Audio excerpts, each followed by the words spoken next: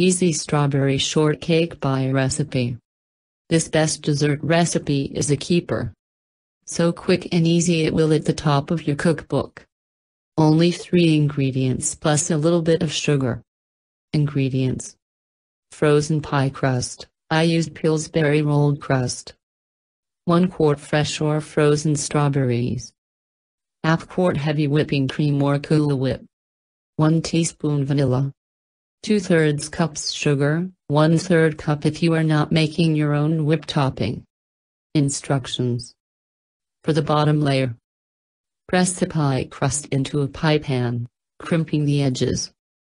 Bake according to directions or until lightly browned. For the middle layer, mix heavy whipped cream and vanilla with a mixer until thicken, about 5 to 10 minutes. Fold in 1/3 cups of sugar. Do not overmix after sugar is added. You could also use Cool Whip instead of making your own whip topping. For the top layer, take stems off fresh strawberries and cut up into small pieces. Place in bowl and put 1/3 cup sugar on top, stir and let set about ½ hour. This will give you the sweet juice. Drain off most of the juice. Layer strawberries on top.